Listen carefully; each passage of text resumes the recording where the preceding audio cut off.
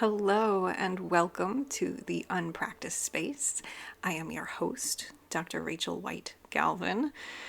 And if you're listening to this, you are either on YouTube or Patreon. So welcome to you out there. I appreciate your listening. This month we are talking about curiosity.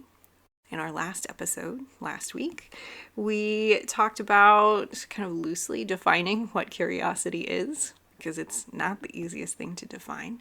And then we talked about some maybe possible reasons why classical music culture really squashes curiosity.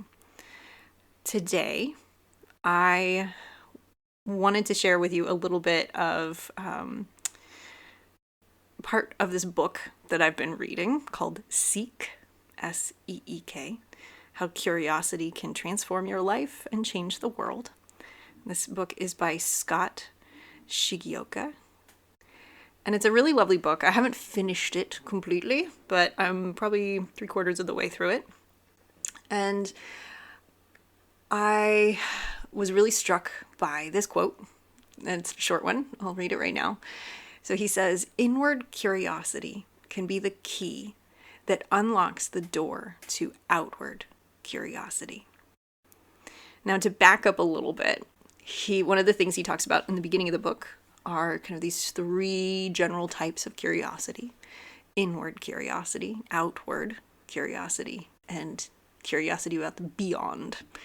So, inward curiosity, that's towards yourself, right? Your feelings, how you move, how you sense the world, how you interact with the world, how you respond to the world. Outward curiosity being everything that's external, right? Everything that's outward from yourself. And then curiosity of the beyond, which is more the really intangible things, the things we can't really see or measure, bridging kind of in the realm of spiritual. And so this quote, "Inward curiosity can be the key that unlocks the door to outward curiosity." It struck me because as a Feldenkrais practitioner, one of the things that I have found most helpful for myself in the journey of unpracticing is inward curiosity. And I've always been somebody who, to a sense, is curious about the external world, the outward.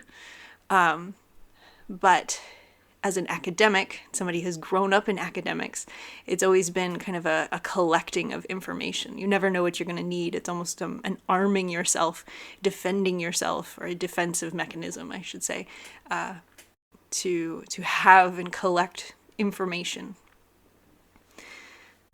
But then there's the actual processing of it and using it in a useful way. And when you're just collecting information, which I think our day and age, with the information being so at our fingertips with our phones and the internet and whatnot, it's really easy to collect information but not use it in any kind of useful way or any way at all. And so this quote about inward curiosity being the key that unlocks the door to the outward curiosity, really, it struck me because as a Feldenkrais practitioner, we hone that inward curiosity. That's the entire point, if you will, of the method, is taking this innate ability that we have to be inwardly curious, but that the world kind of stamps out of us, and especially classical music culture really stamps out of us, and giving you permission to explore yourself again in that inward way, so that then you can be genuinely curious about the external world.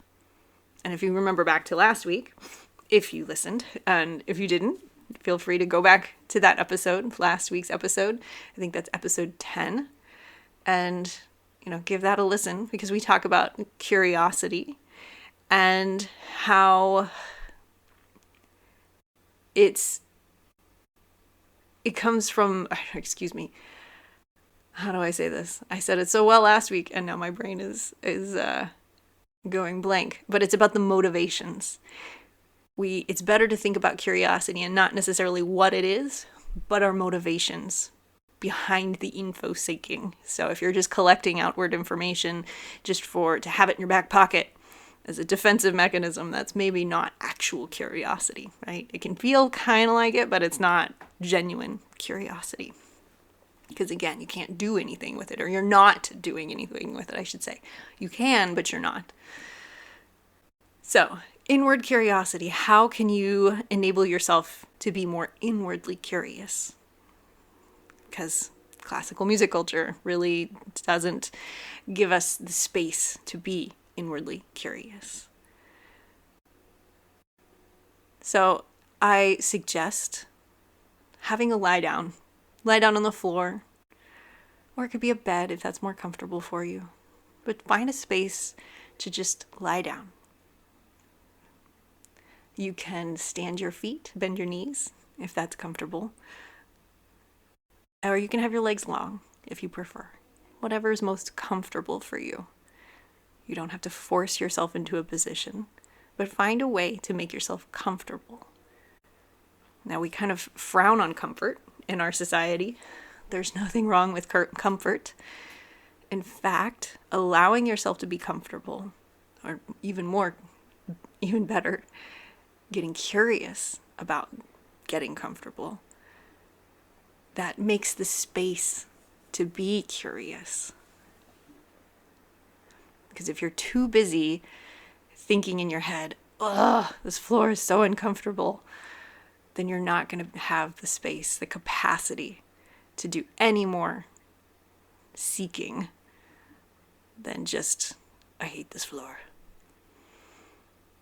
So get comfortable and just notice what comes to you. And if it is, I hate this floor, what can you do to make it better?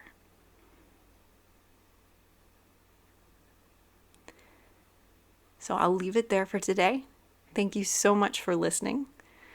And I invite you to join us on Patreon. You can subscribe as a free member to get these lovely podcasts sent straight to you. You can also subscribe to our upper tiers and get movement warm-ups, movement lessons, or even one-on-one online sessions with me. So head on over to Patreon and seek out the Unpractice space. And I look forward to seeing you there. Take care.